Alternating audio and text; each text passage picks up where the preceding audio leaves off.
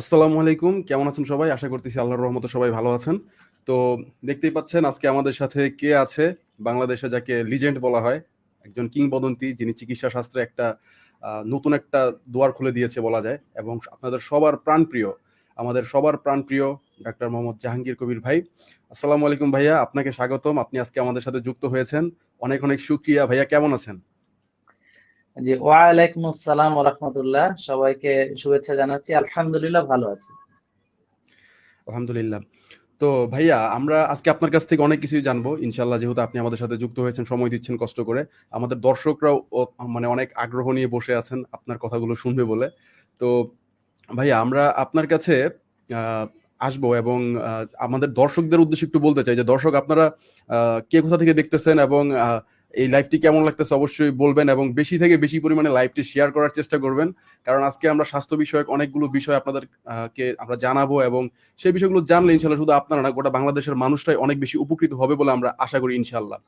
তো আহ, জাহাঙ্গীর ভাই, আমরা আপনার কাছ থেকে সবার প্রথম যে জিনিসটা জানতে চাই সেটা হলো যে অনেকেই আপনাকে একটা কি বলে কিটো ট্যাগ লাগানোর চেষ্টা করে থাকে। তবে আপনি যে কিটো ডায়েটের যে ব্যাপারগুলো বলেন সেটা অনেক ক্ষেত্রে আমাদের কোরআন হাদিসের যে খাবার দাবারের স্টাইল আছে বা নবীরা যেভাবে বলে গেছেন সেটার সাথে মিল পাওয়া যায়। বিশেষ করে যদি হাদিসের কথা বলি যে আমাদের রাসূল সাল্লাল্লাহু আলাইহি ওয়াসাল্লাম বলছেন যে আমরা খাবারের ক্ষেত্রে যেন এক ভাগ খাই, এক ভাগ খালি রাখি, আর এক ভাগ পানি দ্বারা পূর্ণ করি।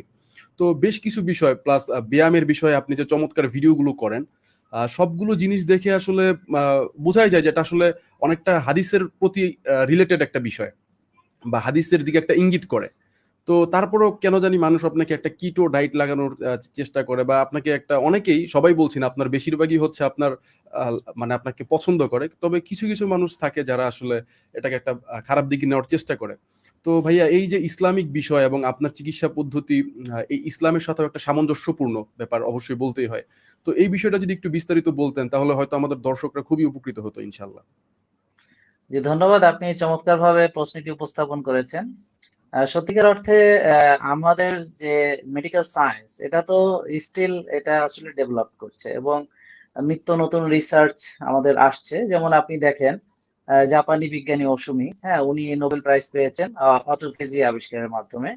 এবং ওনাকে আমরা অনেক সম্মান করি, কারণ হচ্ছে উনি এই যে ফাস্টিং এর বা রোজার যে ক্লিনিক্যাল উপকারিতার একটা বিরাট দুয়ার খুলে দিয়েছেন। এবং উন্নত বিশ্বগুলোতে এখন ফাস্টিং কে এবং বলা হচ্ছে যে মুসলিমরা যে রোজা রাখে, হ্যাঁ, জাস্ট এভাবেই বলা হচ্ছে। আমি অনেক ডাক্তারদের, ডক্টর জেসন ফং বা আরো যারা লেজেন্ডারি এই লাইনে যারা কাজ করেছেন, ওরা জাস্ট এভাবেই বলেন যে মুসলিমরা যে রোজা রাখে, ওরা কি রোজা রাখে মরে যাচ্ছে? তোমরা যে 6 বেলা 8 বেলা করে খাওয়ার মানে যে পদ্ধতিটা বলছো, হ্যাঁ, এরকম হলে হয় কি যে আমরা দেখেছি যে আমাদের যে যুগে যুগে যত নবী রাসূল এসেছেন সবার ক্ষেত্রে ফাস্টিং ছিল, রোজা ছিল, সব সময় ছিল। এবং আমাদের তো পুরো একটি মাসই আছে। তো তাহলে দেখেন যে বিজ্ঞান এবং ইসলাম সম্পূর্ণ সামঞ্জস্যপূর্ণ দেখা যাচ্ছে।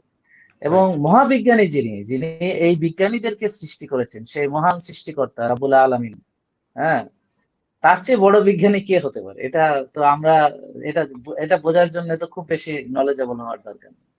আমরা যদি শুধু একটি সেলকে নিয়ে চিন্তা করি যে একটা পুরো ইন্ডাস্ট্রিয়ালি একটা ব্যাপার একটা সেলের ভিতরে। তো আমরা যারা মেডিকেল সায়েন্স পড়ে এসেছি, যে একটা সেলের যখন আমরা অনেক আগে যারা ডাক্তারি পাস করেছে তাদের একটা সেলকে নিয়ে তাদের কতটুকু পড়াশোনা ছিল, আর এখন যারা ডাক্তারি পাস করছে একটা সেলকে নিয়ে তাদের পড়াশোনা কতখানি। তার মানে বিজ্ঞান এটা এক্সপান্ডিং এবং বিজ্ঞান ধীরে ধীরে উন্নত হচ্ছে এবং আমরা অনেক বেশি আসলে জানতে পারছি। কিন্তু এই জানাটা, এই যে জ্ঞানটা, এটা তো আল্লাহ তাআলা সৃষ্টিকর্তা উনি দিয়ে দিয়েছেন, আমাদের অনেক আগে দিয়ে দিয়েছেন। যেমন রাইট। 1400 বছর পূর্বে আমাদের নবী করিম সাল্লাল্লাহু আলাইহি ওয়াসাল্লাম উনি রোজার কথা বলে গিয়েছেন। আর আজকে বিজ্ঞান প্রমাণ করেছে যে রোজা কত উপকারিতা। মানে আমি যেমন নিউ ইংল্যান্ড জার্নাল অফ মেডিসিনের একটা রিসার্চের যে রিভিউ আর্টিকেলস, 80টা রিসার্চ পেপারের উপরে সেটা করা, সেখানে ফাস্টিং এর বা ইন্টারমিটেন্ট ফাস্টিং এর ক্লিনিক্যাল অ্যাপ্লিকেশনস এর উপরে বেশ দিক নির্দেশ আমাদের আছে। তো সেটা আমরা ধীরে ধীরে আলোচনা করব। তো সামঞ্জস্যের জায়গা যেমন স্বল্প আহার, হ্যাঁ, এটা ছিল আমাদের ইসলামের নিয়ম, যে আপনি একটু আগে যেটা বললেন যে একবেলা যদি আমি খাই তাহলে এক ভাগ যেন ফাঁকা থাকে, এক ভাগ যেন আমি পানি দ্বারা পূর্ণ করি, আর এক ভাগ যেন খাবার দ্বারা পূর্ণ করি। এবং অতিরিক্ত আহারের ব্যাপারে ইসলাম নিষেধ করেছে, সবসময় নিষেধ করেছে। প্রতিটা ধর্মগ্রন্থই বোধহয় নিষেধ করেছে। কারণ হচ্ছে দেখেন, মনি ঋষিরা যারা ধ্যান করতেন তারাও কিন্তু দীর্ঘদিন না খেয়ে থাকতেন, এবং ধ্যানে বসলে তারা অনেকক্ষণ, মানে দেখবেন ওরা কিন্তু খুব বেশি মানে ভুঁড়িয়ালা ধ্যান, মানে যারা করতেন এরা খুব ভুঁড়িয়ালা আপনি খুব একটা পাবেন না, আমার মনে হয় এরকম খুব মানে রেয়ার। হ্যাঁ, তাদের ও ভাইয়া, সবাই দেখা যাচ্ছে যে শরীরটা হচ্ছে একেবারে যতটা মানে দরকার, মানে সেখানে আমি বলি কি যে ইসলাম কখনো বা কোনো ধর্মগ্রন্থ বা যে কোনো ধর্ম এটা কখনো অতিরঞ্জিত অতিরিক্ত কিছু পছন্দ করে না। এটা একটা আমার নিজস্ব ধারণা, আপনি ভালো বলতে পারবেন কারণ আপনি তো এই বিষয় নিয়ে কাজ করেন। আমি তো আসলে আমি এই বিষয়টা নিয়ে, আমি যে সায়েন্স নিয়ে বেশি ঘাটাঘাটি করেছি আর কি, আমার ওইভাবে ঠিক ইসলামের বিষয়গুলোকে অতটা আমি পারদর্শী না যতটা ইসলামিক স্কলার বা আপনারা যেটা নিয়ে কাজ করছেন সেটার ব্যাপারে আপনারা যতটা পারদর্শী। তা আমার ক্ষুদ্র জ্ঞানে এটাই বুঝি যে অতিরঞ্জিত কিছু কোনো ধর্মগ্রন্থ সাপোর্ট করার কথা না বা করে না। যেমন আমার শরীরে যদি অতিরিক্ত মেদ জমে যায় সেটা কখনো কাম্য হতে পারে না। এবং আমরা যতটুকু নবী করিম সাল্লাল্লাহু আলাইহি ওয়াসাল্লামের দেহের যে বিবরণটা আমরা পেয়েছি সেখানে ওনার শরীরে বলা হয়েছে অতিরিক্ত কিছু ছিল না। হ্যাঁ, রাইট, রাইট। সামান্যতম অতিরিক্ত মেদ ছিল না, এবং পেটা শরীর ছিল। হ্যাঁ, দীর্ঘাকায় ছিলেন উনি, এত সুন্দর ছিলেন যে বলেছেন যে ওনার বিবি বলেছিলেন যে যারা ইউসুফ আলাইহিস সালামকে দেখে আঙ্গুল কেটে ফেলেছে তারা কলিজা পর্যন্ত কেটে ফেলবে আমার নবীকে দেখলে, নবী সাল্লাল্লাহু আলাইহি ওয়াসাল্লামকে দেখলে, এবং তারা টেরও পাবে না। হ্যাঁ, কাটতে কাটতে তারা কলিজা পর্যন্ত কেটে ফেলবে। তো তাহলে ওনাদের যে রূপ সৌন্দর্য এবং শারীরিক সক্ষমতা যেটা ছিল, হ্যাঁ, সেটা তো আর এমনিতে ছিল না। তাহলে অবশ্যই আল্লাহ তাআলা তাদেরকে সেইভাবে দিয়েছেন, সুস্থ দিয়েছেন। তো সেখানে পরিমিতি বোধ হবে। আমরা একটু না খেয়ে থাকতে হবে বা ফাস্টিং করতে হবে। এবং দেখেন অনেক নফল রোজা রয়েছে। কেন রয়েছে নফল রোজাগুলা? আমরা প্রতি সপ্তাহে ইসলামে এমনিতেই দিয়ে দেওয়া হয়েছে। এর এছাড়াও মাসের মাঝখানের যে ৩টা দিন, এছাড়াও বিভিন্ন উপলক্ষে অনেকগুলা রোজা আছে। হ্যাঁ, তো এই যে বিভিন্ন রোজাগুলা কেন দিল তাইলে? তারপরে অতিরিক্ত নফল নামাজ কেন পড়তে বলা হয়েছে? হ্যাঁ, রাত জেগে বিশেষ করে কখন? ওই যে তাহাজ্জুদের রক্তগুলাতে। নট নেসেসারিলি যে আমরা এখন যে অনেক রাত যাচ্ছি তা না, মানে আপনি একটা সময় ঘুমাবেন, দেখেন হাদিসটা কি বলছে। আপনি অবশ্য কারেক্ট করে দিবেন যদি আমি ভুল করে বলে থাকি, যে তুমি ঘুমাও, ঘুম থেকে উঠে নামাজ পড়ো, মানে তাহাজ্জুদের নামাজটা ঘুম থেকে উঠে পড়তে বলেছে। তারপরে রাত রাইট। জেগে তাহাজ্জুদ পড়তে বলেন। মানে আপনি আর্লি ঘুমাতে যাবেন ওই যখন মেলাটোনিন রিলিজ হয়, এটা এখন না আমরা জানি যে মেলাটোনিন রিলিজ হয় রাত 10টা থেকে। হ্যাঁ, অন্ধকার নামার সময় সঙ্গে সঙ্গে মেলাটোনিনের পরিমাণ বাড়তে থাকে। হ্যাঁ, এটা তো আল্লাহ জানেন, এটা তো আমরা জানতাম না। হ্যাঁ, কিন্তু সায়েন্স রাইট, এখন রাইট। প্রমাণ করেছে যে রাত 10টা থেকে 2টো এই সময় মেলাটোনিনের কনসেন্ট্রেশন সবচেয়ে বেশি থাকে বডিতে, ওই সময় তোমরা ঘুমিয়ে থাকবে। তারপরে স্টেরয়েড সার্চ হয় 2টোর দিকে। As a medical student you know, বা তুমি তো ডাক্তারি হয়ে গেছো, তো জি। কি হয়েছে একেবারে 2টোর পরে কি হচ্ছে, স্টেরয়েড, হ্যাঁ, বডি সার্চ করছে আস্তে হুম। আস্তে, ধীরে ধীরে বডিতে স্টেরয়েড আসছে, আমাদেরকে জাগিয়ে তুলছে, ঘুমটা পাতলা হয়ে যাচ্ছে। হ্যাঁ, আপনার তখন স্বপ্নগুলো আসা শুরু করছে, রেম স্লিপ যেটাকে বলে, এটা হয় হচ্ছে 2টোর দিকে, 2টোর পরে। হ্যাঁ, আর ডিপ স্লিপ ডেল্টা স্লিপ যেটা, সেটা হয় হচ্ছে 10টা থেকে 2টোর ভিতরে, যে হুম। স্বপ্নবিহীন গভীর ঘুম। হ্যাঁ, ডেল্টা স্লিপ যেটা, ড্রিমলেস ডেল্টা স্লিপ। হ্যাঁ, কোনো আই মুভমেন্ট না, মরার মতো যে ঘুম, ওই সময়টা কিন্তু বিজ্ঞানীরা রিসার্চ করে দেখেছেন যে হিলিং, রিপেয়ার, হ্যাঁ, সবগুলা আমি যে এক্সারসাইজ করলাম তা আমার মাসেলটা কখন রিপেয়ার হবে ঘুমের ভিতরে। হ্যাঁ, আচ্ছা। আমি যে এই যে যেভাবে আমি আপনাদেরকে খেতে বলছি বা যেটাই বলছি, তা আপনার ফ্যাট বার্নিং ঘুমের ভিতরে আমার ভিডিও দেখবেন যে ঘুমিয়ে ঘুমিয়ে চর্বি গলা, অনেকে বুঝে নাই যে ঘুমিয়ে কেন চর্বি গলা। আরে আমি যদি সঠিকভাবে বডিকে ইয়ে করতে পারি, দিক নির্দেশনা দিতে পারি, তাহলে আমার বডি একটা ফ্যাট বার্নিং মেশিনে রূপান্তরিত হবে। 24 আওয়ার্স, হ্যাঁ, সপ্তাহে 7 দিন সে ফ্যাট বার্ন করে চলবে, তাই না? তো আমাকে এই পদ্ধতিটা চালু রাখতে, এই যে মানুষের কিভাবে মানুষ এত দ্রুত রেজাল্ট পাচ্ছে, কিভাবে ডায়াবেটিস থেকে ভালো হচ্ছে, কিভাবে হৃদরোগ থেকে ভালো হচ্ছে, কিভাবে ব্লাড প্রেশার কমে যাচ্ছে, কিভাবে ফ্যাটি লিভার পরিষ্কার হচ্ছে, হ্যাঁ, কিভাবে রক্তনালী পরিষ্কার হয়ে যাচ্ছে, কিভাবে ব্রেন ভালো কাজ করছে। সো সবকিছু সাইন্টিফিক্যাল, এবং সবকিছুই আমাদের মহান সায়েন্টিস্ট, সৃষ্টিকর্তা যিনি, যেসব বিজ্ঞানীদেরকে যিনি সৃষ্টি করেছেন, হ্যাঁ, তার দিক নির্দেশনা। এটা একই হবে, একই হবে, একই হওয়া উচিত আমি মনে করি। হ্যাঁ, এবং ভাইয়া সকল আপনাকে একটা ধর্মগ্রন্থ কোশ্চেন করতে এই চাই। একটা জায়গায় এসে শিওর। সেটা হলো যে আপনি এই যে একটা পদক্ষেপ নিয়েছেন যে বাংলাদেশ থেকে শুরু করে যারাই আপনার ভাষা বুঝতেছে, তো তাদেরকে মানে একটা সুস্থ জীবনে ফিরানোর চেষ্টা বা তাদেরকে একটা সুন্দর জীবনযাপন করানোর জন্য একটা পদক্ষেপ, সেটা অনলাইনে যে শুরু করলেন, মানে এটার অনুপ্রেরণাটা কি ছিল? বা এই যে একটা সুন্দর পরিকল্পনা, মানুষ আপনার অনেক ট্রিটমেন্টে অনেক উপকৃত হচ্ছে। আমি নিজেই অনেকের কাছ থেকে শুনেছি ব্যাপারগুলো, একদম নিজের কানে থেকেই শুনেছি। তো এইটার অনুপ্রেরণা কি ছিল বা কিভাবে এটা আপনার মাথায় আসলো আসলে এত সুন্দর একটা পরিকল্পনা?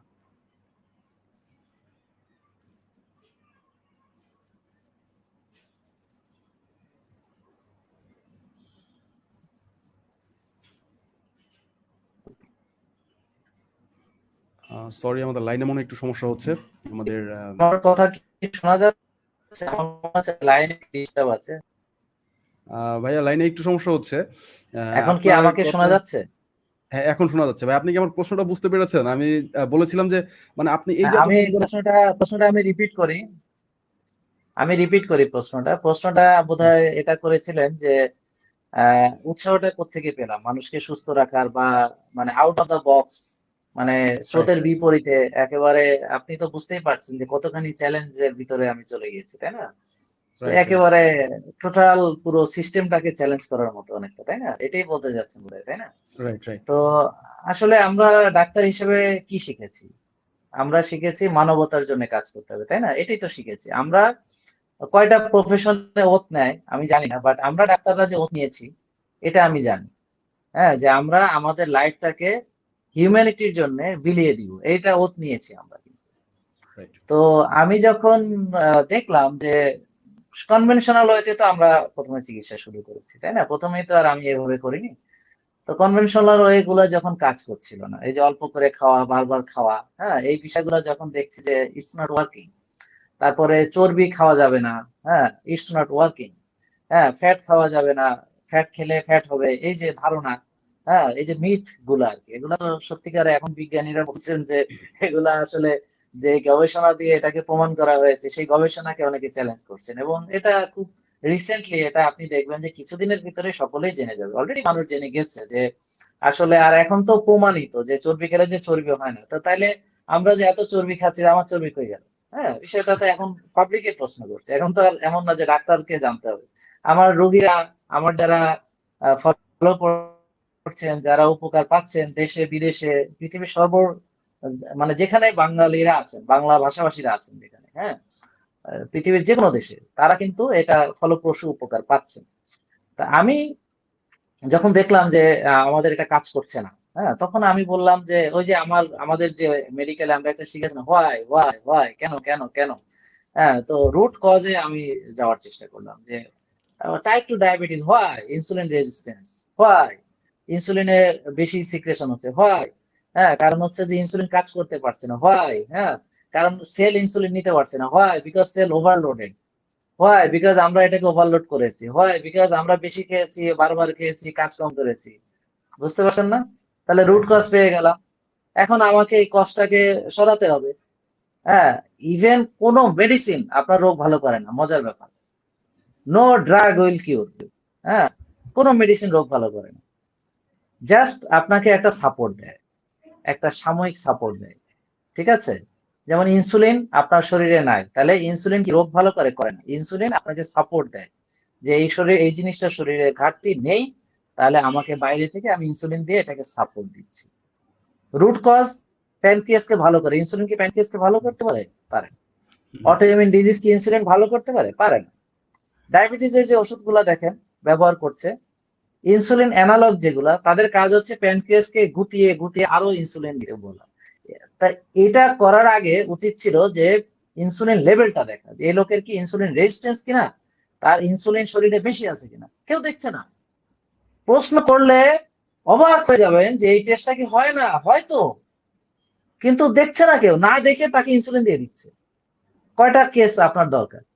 তা আমি যখন দেখলাম যে কিরে এটা কেন করছে, এবং লজিক্যাল, কিন্তু আমার প্রশ্নটা তো লজিক্যাল, এটা একটা বাচ্চাও বুঝবে যে আমার শরীরে ইনসুলিনের ঘাটতি আছে নাকি ইনসুলিনের বেশি আছে।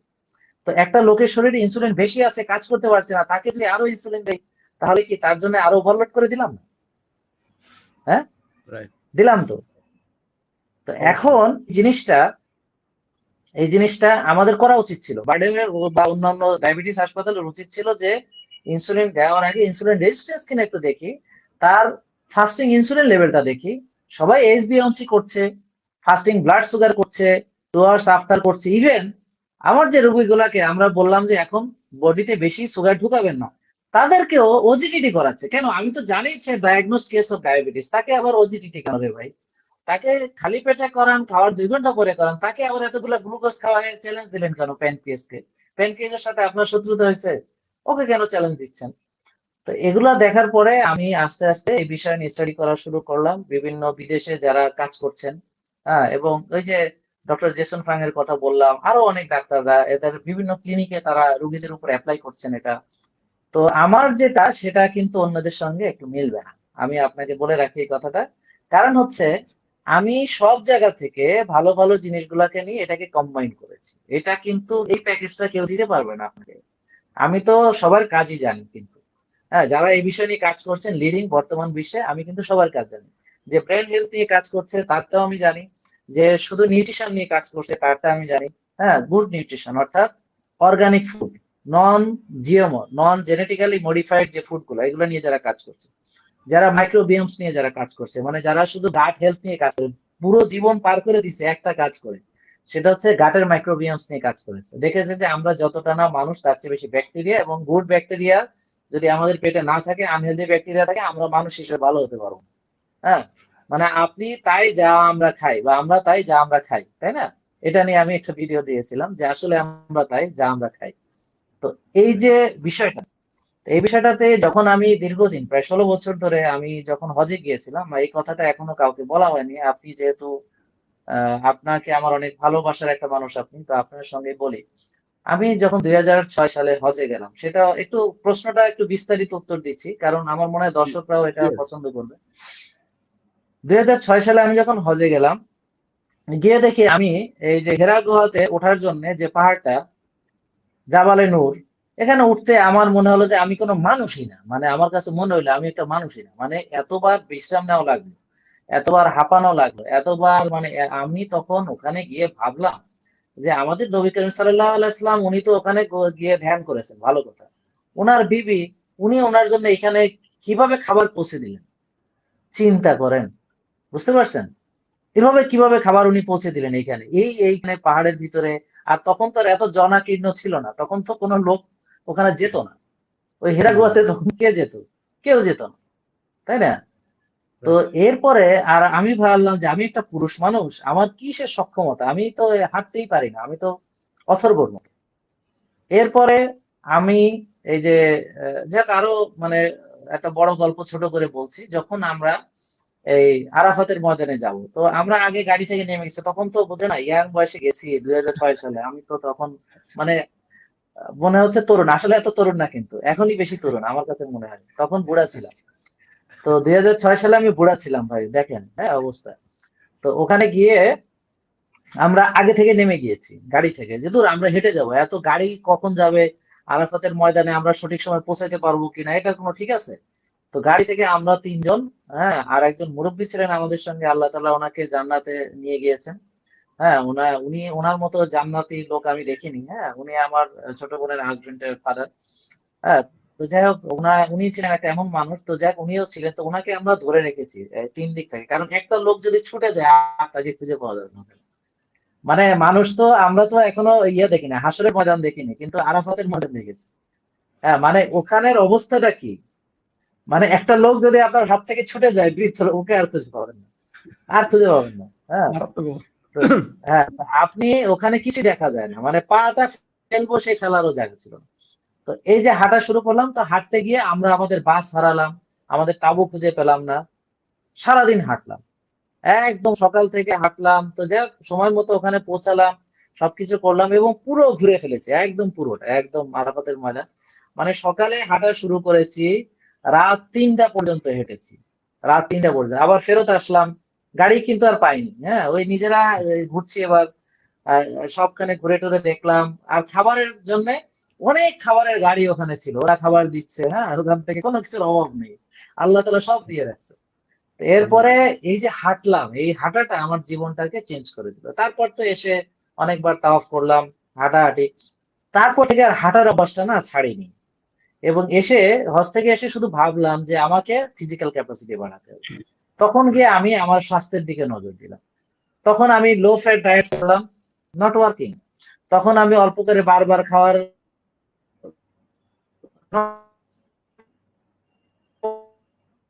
মানে কিছুদিন পরে আর পারা যায় না, এই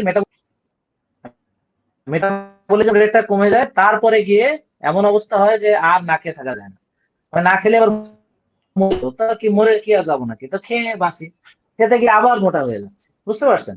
আমি বললাম কেন, জি। রুগীরা তো তাইলে আমরা তো তারা শুনে, আমরা ভাবলাম কথা শুনে না, চুরি করে খেয়ে ফেলে, আমরা উপদেশ দিলে তারা মানে না।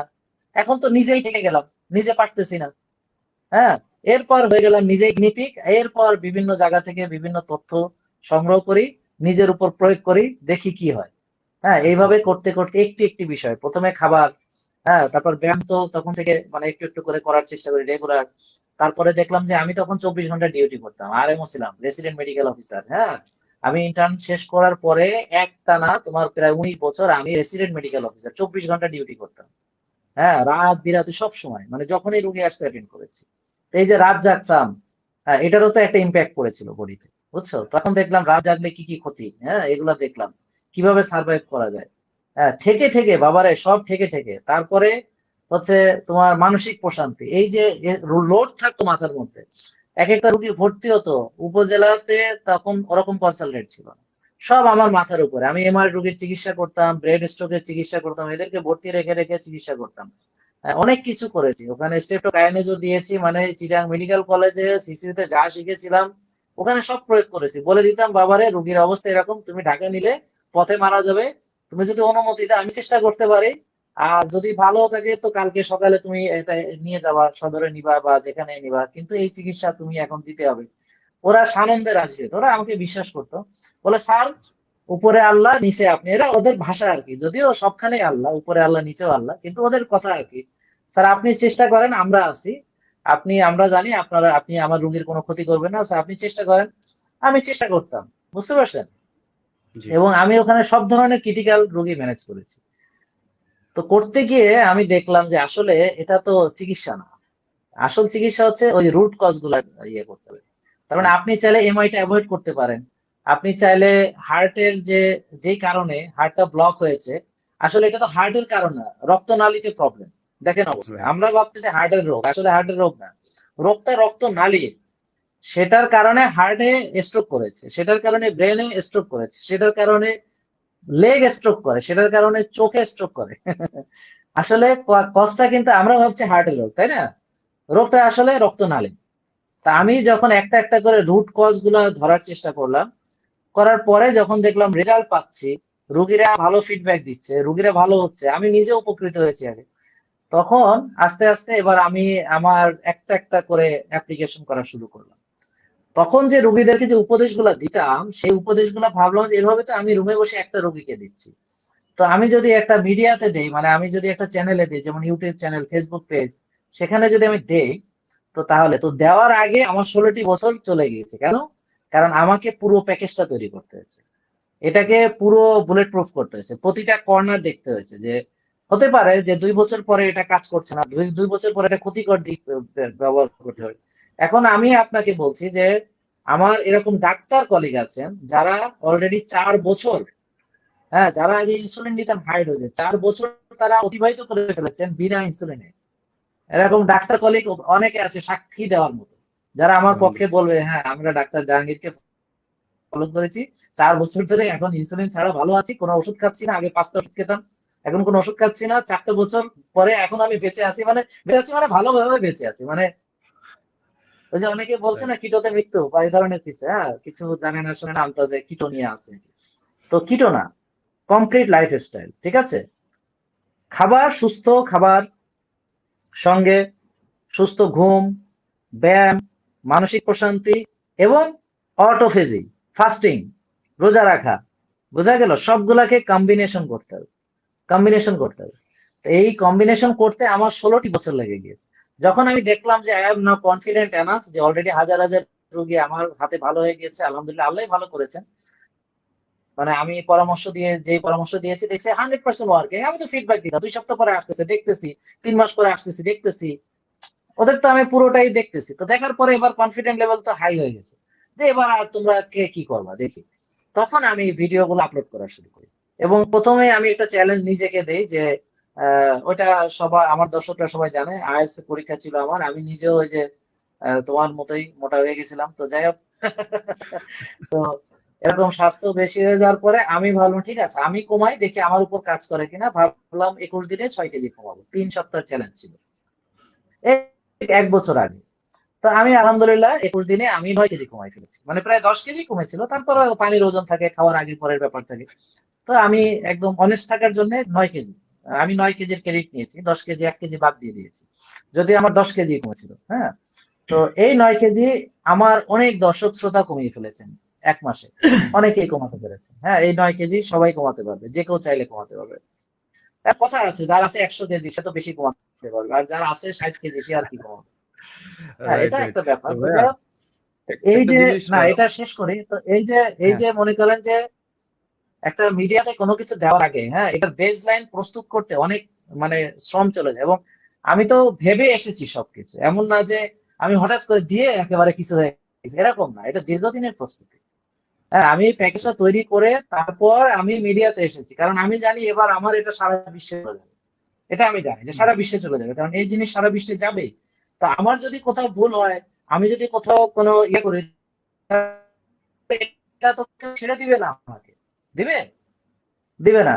তো যারা এই যে বলছে যে হ্যাঁ 3 মাস পরে অমুক হবে, তা ওরা আসলে মানে বুঝে নাই এখনো। তো 1 বছর তারা চুপ ছিল, এখন দেখে যে 1 বছর পরও এই লোক টিকে আছে, তখন তাদের একটু খারাপ লাগছে, আমার কাছে মনে হয়।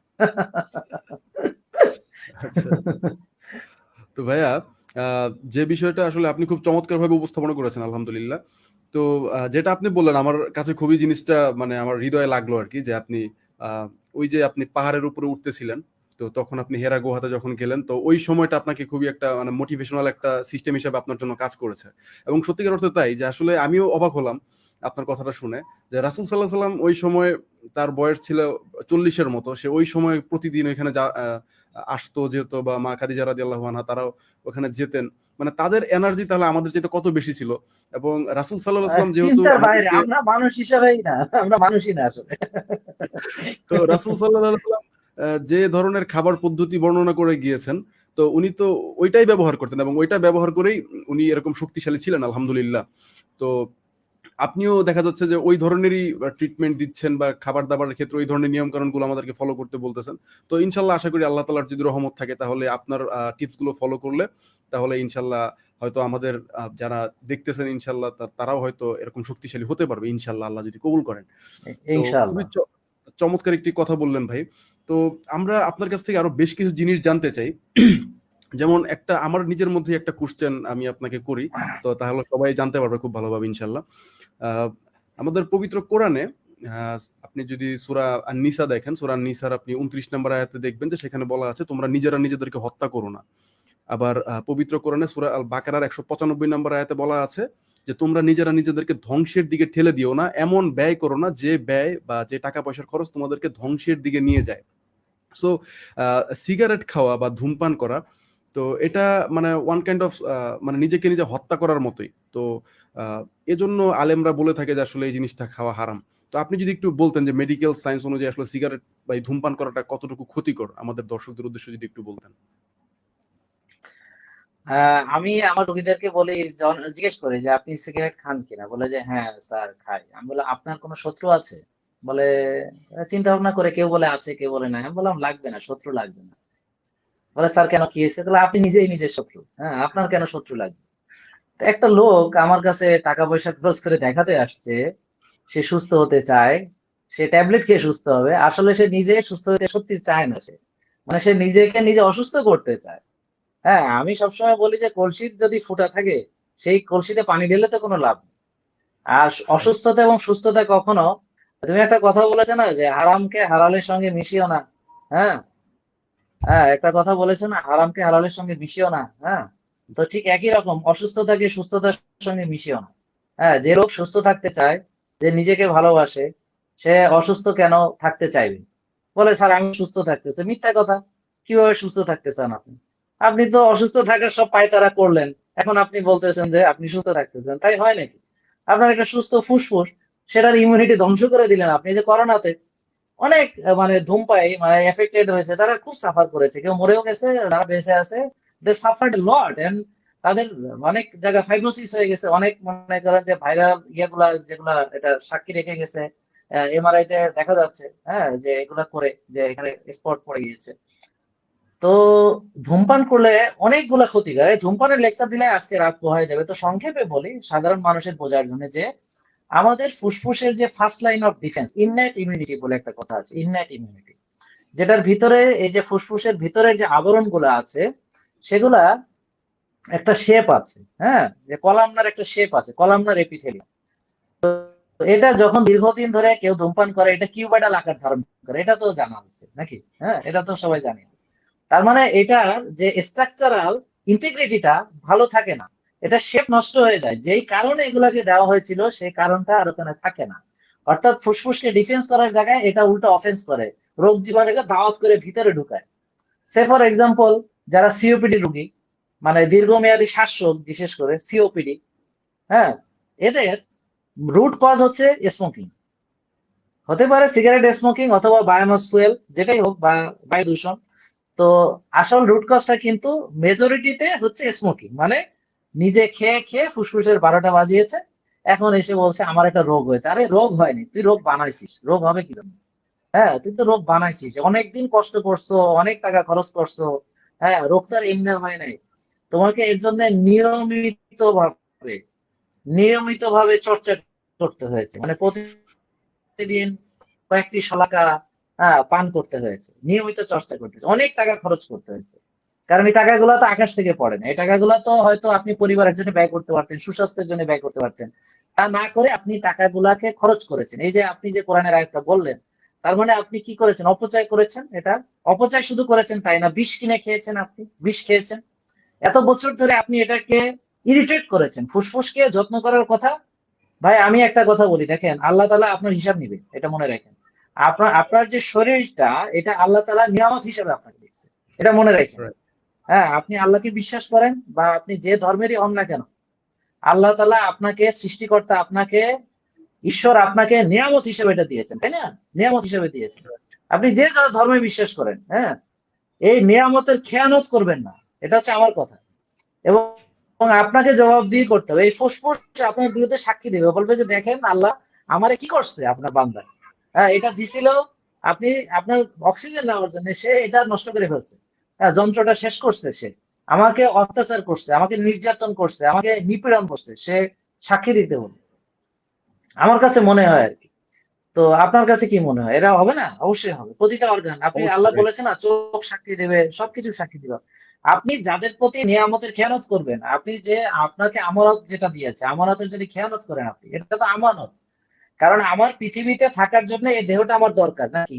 রুহটা তো আল্লাহ তাআলা পাঠাইছে পৃথিবীর বাইরে থেকে। রুহ তো পৃথিবীর জিনিস না, সেটা আরেক লেকচার। রুহ তো এই পৃথিবীর কিছু না। এই পৃথিবীতে একটা জিনিসই বাইরে থেকে এসেছে, সেটা হচ্ছে রুহ। আর যা ছিল এই পৃথিবীর ভিতরেই তৈরি হয়েছে। আর উল্কা পিণ্ড, সেটা মহাবিশ্বেরই অংশ। কিন্তু মহাবিশ্বের বাইরে থেকে এই পৃথিবীতে একটা জিনিস এসেছে, সেটা হচ্ছে আত্মা। হ্যাঁ, এই আত্মাটাকে ধারণ করার জন্য এই দেহটা দেওয়া হয়েছে। এবং এই দুনিয়া যখন শেষ হয়ে যাবে আর এই দেহটা এই পৃথিবীতে থাকবে, কিন্তু আত্মাটা চলে যাবে আল্লাহর কাছে। তাহলে দেখেন, আত্মা কিন্তু এই দেহের অংশ না, দেহকে ধারণ করে। এই যে অ্যাভাটার মুভিটা দেখছেন, অ্যাভাটারের মতো। তো এই অ্যাভাটারের যত্ন নিতে হবে, তো এই অ্যাভাটারের যত্ন নিতে হবে। তা আমরা যদি যত্ন না নিই, আমরা যদি ফুসফুসকে খুন করে ফেলি, কিভাবে? এই যে সারাক্ষণ টক্সিন, এর ভিতর যে কতগুলো টক্সিন। এবং আপনি জানেন যে সিগারেট কোম্পানিরা কি করতেছে এখন? আগে যে যেগুলা সিগারেট ছিল, তার চেয়ে অনেক খারাপ খারাপ কেমিক্যাল গুলা দিচ্ছে এটার ভিতরে মিক্স করে, যেন এমন নেশা হয় যাতে আর এটা ছাড়তে না পারে। এমন কেমিক্যাল গুলা মিক্স করছে। এখানে শুধু নিকোটিন না, নিকোটিন ছাড়া আরো অনেকগুলা কেমিক্যাল তারা ব্যবহার করে, যাতে এই নেশা যেন কেউ ছাড়তে না পারে, বুঝছেন? এটা বলে রাখলাম।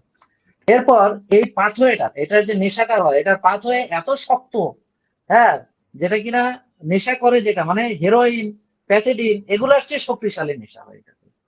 হ্যাঁ, অনেকে হেরোইন ছেড়ে যায়, হ্যাঁ, প্যাথেডিন ছেড়ে দেয়, কোকেন ছেড়ে দেয়, কিন্তু মাশাল্লাহ সিগারেট সিগারেট ছাড়ে না। ছাড়তে পারে না। না, বউ তালাক দিয়ে মারাত্মক। দেবে, সিগারেট ছাড়বে না। হ্যাঁ, বাচ্চারা কসম খাচ্ছে, Right. বাচ্চার মাথায় হাত রেখে, সেই লোক আবার সিগারেট খাচ্ছে। তার মানে কি সাংঘাতিক নেশা, আবার চিন্তা করেন। তা এই হুম। নেশা তারা, আমি একটু সবার সঙ্গে বলি, আমার যে একটা ইয়ে আছে, আমি নিজেও সিগারেট খেতাম এক সময়। তো আমি যখন, এটা সবাইকে বলে রাখি, কারণ আমাকে বলতে কোনো লজ্জা নেই, আমি যা ছিলাম বলতে কোনো লজ্জা নেই। তা আমি যখন রোগীদেরকে ডাক্তার হয়ে উপদেশ দিতাম যে ভাই সিগারেট খাবেন না, তখন আমার কাছে মনে হলো কি, আমি মানুষকে বলতেছি এক, আমি করতেছি আর এক, এটা তো একটা হিপোক্রেসি, মানে মুনাফিকি আচরণ।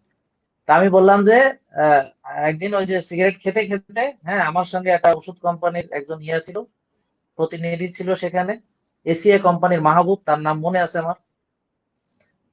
তার সঙ্গে বললাম কি, আর খাও না, আজকেই শেষ।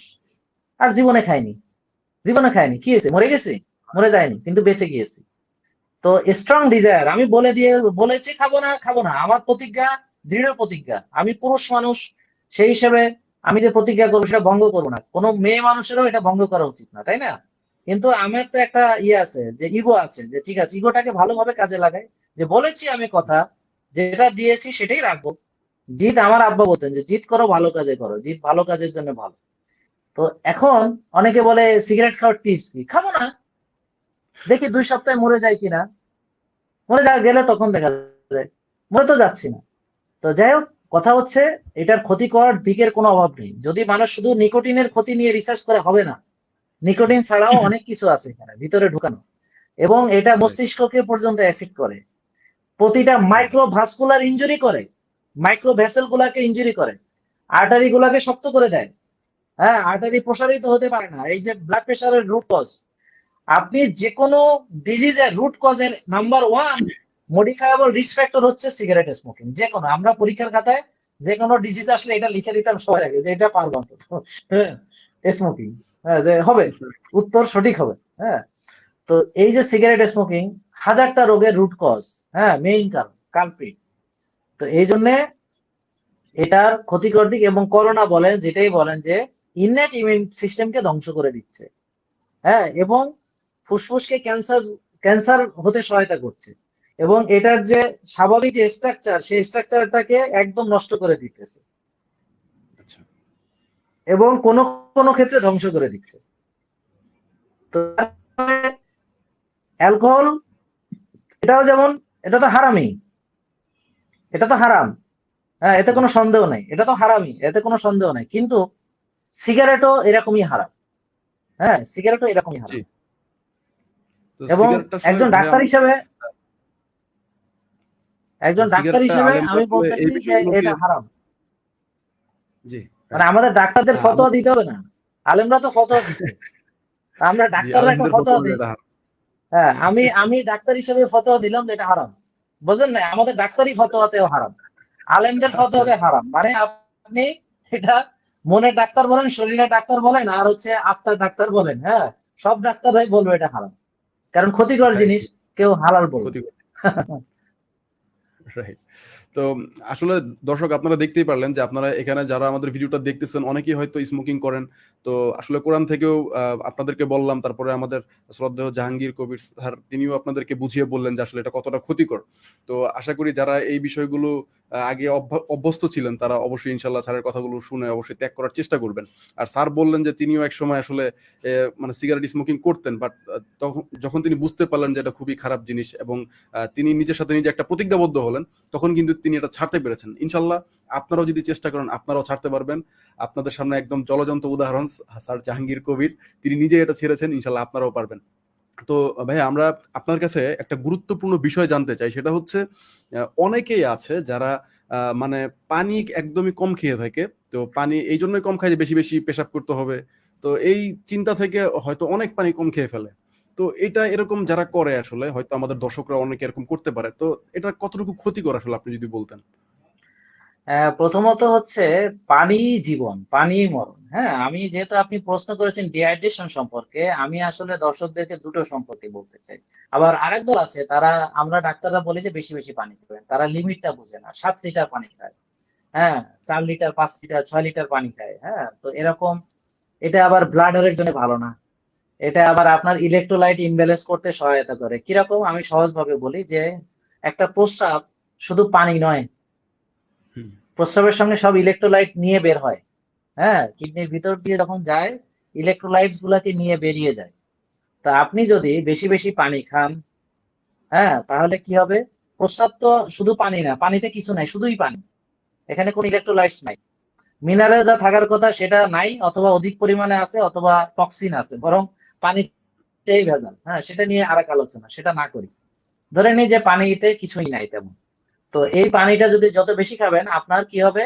আপনার কিছু কিছু যে ইলেকট্রোলাইট, এগুলা বেরিয়ে চলে যাবে। সেটা আপনার শরীরের জন্য ভালো, ভালো না। তা আমি এই বিষয়ে বলেছি যে পানি বেশি খেলেও মরবেন, পানি কম খেলেও মরবেন, দুটোই। এখানে আরেকটা প্রশ্ন আসে ডিহাইড্রেশন সম্পর্কে বলার আগে, যে কিছু ডিহাইড্রেশন শরীরের জন্য ভালো। যেমন ধরেন, আপনি যেমন রোজা রাখলেন, সারাদিন রোজা রাখলেন, এটাও তো আপনি ডিহাইড্রেটেড হয়ে গেলেন, তাই না? আজকে যেমন রোজা রেখে ব্যায়াম করছি, শরীর থেকে যে কি পরিমাণ ঘাম বেরিয়েছে চিন্তার বাইরে, মানে মনে হচ্ছে গোসল করতেছে। হ্যাঁ, তাহলে পানিটা কোথায় আসলো? সারাদিন তো পানি খাইনি, রোজা ছিলাম। হ্যাঁ, এবং সেহরিতেও পানি খাইনি, গতকাল রাত্রে ঘুমানোর আগে পানি খেয়েছিলাম। হ্যাঁ, তারপর আর পানি খাওয়া হয়নি। তো যাই হোক, আমি যেটা করেছি, রোজার করার পরপরই শুধু ডাবের পানি খেয়েছি অনেকগুলা। কারণ যতক্ষণ প্রস্রাবের কালারটা দেখেছি যে সাদা না হয়েছে, ততক্ষণ খেয়েছি। এই যে একটু আগে আমি দেখে আসলাম, এবার আমার ঠিক আছে। ওকে, এটা হচ্ছে ব্যাপার। তো এই রিহাইড্রেশন সামান্য সময়ের জন্য এটা খারাপ না। কারণ হয় কি, বডি তখন নিজে পানি তৈরি করে, এবং এই পানি তৈরি করে ময়লা দূর করে বডি থেকে। যেমন আপনি যদি একটা বডির ভিতরে মানে সাবান দিয়ে পরিষ্কার করেন, যদি ময়লা পানি দিয়ে করেন, তাহলে সেটা যতটা পরিষ্কার হবে, আপনি যদি অনেক বেশি পরিষ্কার হবে,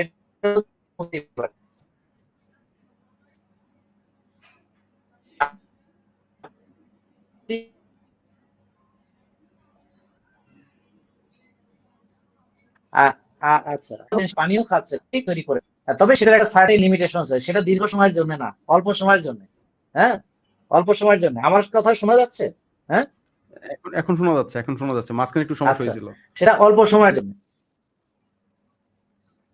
আচ্ছা, আচ্ছা। আচ্ছা, হ্যাঁ, তো আচ্ছা, আমি তাহলে আবার বলি। হ্যাঁ, জি, জি। যে আমরা ফাস্টিং করি, অর্থাৎ রোজা রাখি, পানি না খেয়ে যখন রোজা রাখি, ঠিক আছে, তখন বডি তো ডিহাইড্রেশন হয়, কিন্তু বডি নিজে নিজের ভেতর থেকে পানি তৈরি করতে পারে। তখন যে অটোফেজিটা হয়, তখন যে ফ্যাট বার্নিংটা হয়, তখন বডি নিজের পানি দিয়ে করে এটা। এবং ভেতর থেকে যে পানিটা তৈরি হয়, এটা 100% পিওর।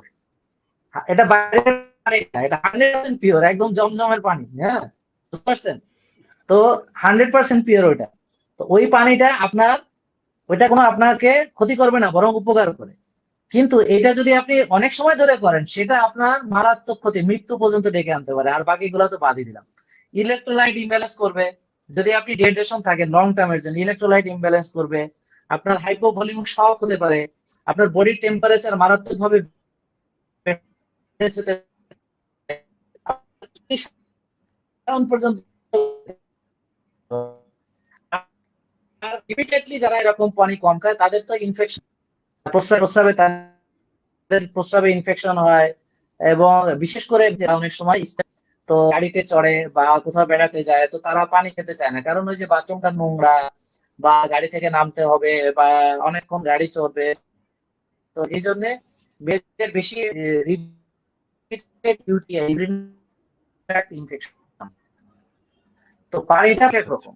যেমন আপনি যদি এক্সারসাইজ না করলেন, সারাদিন চুপচাপ বসে থাকলেন, কিছুই করলেন না, আপনার পানির ডিমান্ড 1.5 থেকে 2 লিটারের বেশি না। শীতকালে হুম। 1 থেকে 1.5 লিটার, আর গরমকালে 1.5 থেকে 2 লিটার থেকে 2.5 লিটার, এর বেশি না। বা দৌড়া 5 কিলোমিটার, সেটা এগুলো পুরো দিতে হবে না। সেটা পূরণ করে দিতে হবে। তো এই জন্য আমি বলছি তখন যারা রানের মাধ্যমে বেরোচ্ছে তার মানে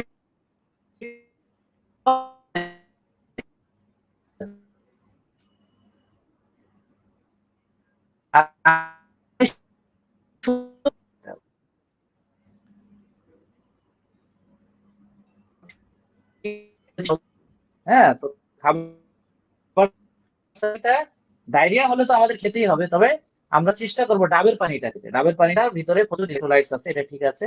সবাইকে পরিমিত পর্যাপ্ত পানি খেতে হবে, বেশিও না কমও না। সো প্রস্তাবটা বেশি সাদা যদি সবসময় থাকে সেটা বুঝবো যে আপনি বেশি পানি খাচ্ছেন, আর যদি প্রস্রাবটা বেশি ডার্ক থাকে বুঝবো যে আপনি কম পানি খাচ্ছেন। তা প্রস্রাবটা রাইট। হালকা স্ট্রক করা যাবে, কারণ এই যে প্রস্রাবের কালার কখন হোয়াইট না, স্ট্র কালার। তো ন্যাচারালটা কখনো যদি হোয়াইট হয় বুঝতে হবে আপনি বেশি পানি খাইছেন। তো সামান্য রাইট। হালকা একটু কালার থাকতে হবে, এটা আমি বলি পেশেন্টদেরকে। এবং আপনার পিপাসাকে মূল্যায়ন করবেন। হ্যাঁ, পিপাসাটাকে মূল্যায়ন করবেন, কারণ অনেক সময় আমরা থার্স্টি থাকি, হ্যাঁ, কিন্তু পানি খাই না, এটা ঠিক। রাইট। আপনার পিপাসা যখন লাগবে পানি খাবেন। আর যদি আপনি ডিহাইড্রেটেড থাকেন অল্প সময়ের জন্য থাকতে পারেন, যেমন ড্রাই ফাস্টিং, যেটা যেটা আমরা রমজান, কিন্তু বেশি সময়ের জন্য এটা আল্লাহ বলেন।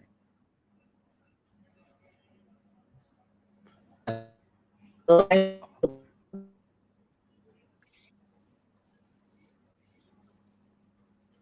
তো আমি ভাইয়া, কি হারিয়ে গেলাম নাকি আছি এখনো?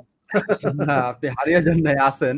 তবে আপনার নেটটা একটু সমস্যা করতেছে। আমাদের দর্শকরা যেটা বলতেছে যে মাঝে, মাঝে আপনার কথা শোনা যাচ্ছে না। জি, জি। আবার মাঝে, মাঝে শোনা যাচ্ছে আরকি। তো হ্যাঁ, নেটে হ্যাঁ। একটু সমস্যা করতেছে। আ এছাড়া মানে আচ্ছা, আমি মোটামুটি একটু ট্রাই সবই করে দেখি, একটু ট্রাই করে দেখি। জি, সিউর। 2 মিনিট সময় নেই, একটু জাস্ট নেটটা হয়তো ওকে হয়ে যেতে পারে। জি, জি, আপনি সময় নেন, সমস্যা নেই। তো দর্শক আপনারা দেখতে পাচ্ছেন যে আচ্ছা, আমরা আজকে হ্যাঁ, বলেন, শ্রদ্ধেয় অসুবিধা নেই। ডাক্তার জাকির কবির স্যারের সাথে আমরা কথা বলতেছি এবং তিনি আপনাদের বিভিন্ন গুরুত্বপূর্ণ প্রশ্নের কিন্তু জবাব দিয়ে যাচ্ছেন এবং আপনাদেরকে স্বাস্থ্যগত বিভিন্ন পরামর্শ দিয়ে আপনারা যেন একটা সুস্থ জীবন পৃথিবীতে যাপন করতে পারেন, এজন্য কিন্তু তিনি ১ম থেকেই চেষ্টা করে যাচ্ছেন। তো সেই সুবাদেই কিন্তু ভাইয়া আমাদেরকে খাবার-দাবারের একদম প্রাথমিক ধারণা থেকে শুরু করে তার নিজের জীবন থেকে অনেকগুলো মোটিভেশনাল কথাবার্তা তিনি কিন্তু আমাদেরকে বললেন। পাশাপাশি ধূমপান সম্বন্ধে কথা বললেন যে ধূমপান কতটা ক্ষতিকর হতে পারে এবং এর পাশাপাশি পানি যে পরিমিত খেতে হবে, খুব বেশিও না, খুব কমও না। এই বিষয়গুলো সম্বন্ধে কিন্তু তিনি খুবই চমৎকারভাবে আমাদেরকে কিন্তু সাজেশন দিয়ে গেলেন। তো ভাইয়া, আমরা এই করোনাকালীন মুহূর্তে যে জিনিসটা দেখতে পাচ্ছি সেটা হচ্ছে যে আ অনেক ছেলেমেয়ে, বিশেষ করে আমাদের এজ থেকে শুরু করে বাচ্চা থেকে শুরু করে সব ধরনের ছেলেমেয়েরাই তারা বেশি পরিমাণে মোবাইল চালাচ্ছে বা একদম রেডিয়েশন এর কাজগুলোতে বেশি থাকতেছে। হয়তো কম্পিউটার বেশি চালাইতেছে বা বেশি, বেশি মোবাইল চালাইতেছে। তো একদম বসে, বসে তো এর ফলে যেটা হইতেছে যে তারা এক তো বসে আছে, তাদের ওজন বাড়তেছে, তারা এক্সারসাইজ করতেছে না। আরেক হচ্ছে তাদের চোখের উপর প্রেশার পড়তেছে। তো ইসলাম আমাদেরকে সবসময় বলে যে মানে এমন সব খেলাধুলা করতে যেগুলো করলে আসলে শারীরিক উপকার হবে। হ্যাঁ? তো দেখা যাচ্ছে যে এখান থেকেও আমাদের এই ভাই-বোনরা আসলে ডিটাচ হয়ে গিয়েছে করোনার কারণে এবং সবচাইতে এখন করোনাকালীন এই মুহূর্তে হয়তো ডিটাচ হওয়া ছাড়াও উপায় নেই। বাট তাদের চোখের উপর যে এই যে মারাত্মক প্রেশারটা পড়তেছে, তো এটা আসলে কতটা ক্ষতি হতে পারে যদি আপনি একটু কাইন্ডলি বলতেন আমাদেরকে? কোভিড-19 এর কারণে যে পরিস্থিতি তৈরি হয়েছে সেটা তো এখন বিশ্বব্যাপী। কিন্তু আপনি দেখেন গরুর হাটে অবস্থা দেখেন, আপনি রাস্তায় হেঁটে দেখেন, এখানেও জ্যাম লেগে আছে। তো আমার যদি সকালে শুধু হাঁটতে গেলেই করোনা আসে, হ্যাঁ, আর অন্য সময় যদি করোনা কোথায় চলে যায় এটা আমার মাথায় ধরে না। তা আমার কথা আচ্ছা। হচ্ছে যে আমরা যদি শারীরিক দূরত্ব বজায় রাখতে পারি এবং সকালে ভোরে যখন আমি বের হই মাস্ক পরে, ক্যাপ পরে, এবং আমি দেখি যে আশেপাশে কোনো লোকজন নেই, কার সঙ্গে দূরত্ব বজায় রাখবো। আর আমি যদি এই লোকটাই যখন দুপুরে বা অন্য সময় যদি কখনো রাস্তায় যাই তখন দেখা যায় যে আমি কিভাবে গায়ে লেগে যাচ্ছে, কেমনে সরবো, হ্যাঁ, এই চিন্তা। তো সবচেয়ে নিরাপদ সময়টা হচ্ছে যখন আমরা বলি যে সকাল বেলায় ফজরের নামাজের পরে আপনারা নামাজ পড়ে হাঁটতে বেরোবেন বা রোদ লাগাবেন বা বাইরে বেরোবেন, হ্যাঁ, প্রকৃতি দেখবেন, দূরের দূরের জিনিসগুলা দেখবেন, সবুজ দেখবেন, হ্যাঁ, দূরের দৃষ্টিগুলো বাচ্চাদের ডেভেলপ হওয়ার দরকার আছে না? তা ওই সময় আপনি আইসে করোনা হাজির হয়েছে। আর অন্য সময় করোনা পালায় গেছে, হ্যাঁ, যখন আমি ঈদের মার্কেট করতে যাই বাচ্চাদেরকে নিয়ে বা এমনি, তখন আর করোনা থাকে না। পাবলিক বাসে যখন মানে চাপাচাপি করে উঠি ওখানে যে করোনা থাকে না। হ্যাঁ, করোনা থাকে শুধু সকালে ভোরে যখন কেউ থাকে না, তাই না? ব্যাপারটা কেমন মজার না বিষয়টা। তো বলবো যে এখন আমি সবাইকে বলছি আউটডোর অ্যাক্টিভিটিতে আমি উৎসাহ দিচ্ছি। হ্যাঁ, আমি আউটডোর অ্যাক্টিভিটি উৎসাহ দিচ্ছি, নিরাপদ দূরত্ব বজায় রাখবেন, আপনার কাছে কেউ আসলে দৌড়ায় চলে যাবেন, তাতে দৌড় হবে। হ্যাঁ, সোজা রাইট। কথা হচ্ছে এটা। এবং ওই সময়টায় সকালবেলায় ভোরে ফাঁকা থাকে, তেমন কেউ থাকে না, তো বাইরে যেতে কোনো অসুবিধা নেই। আর যদি বলেন ঘরে বসে, তাহলে তো আজকেও আমি লাইভে এসে ব্যায়াম করলাম, যদি আজকে আমার শব্দ নাকি শোনা যায় না, যাই হোক সেটা কিছু করার ছিল না, আমি বুঝি নাই। তো পরে ঠিক করে ফেলবো, আমি বুঝছি সমস্যাটা কোথায় হয়েছে। তারপরে ব্যায়ামটা তো সবাই দেখেছে, আজকেও লাইভে ব্যায়াম করলাম এবং সারাদিন রোজা রেখে আমি মনে করেন ইফতারের আগে ব্যায়াম করেছি। হ্যাঁ, এবং ব্যায়াম করে তারপর গোসল করে ইফতার করেছি। হ্যাঁ, তারপর নামাজ পড়েছি।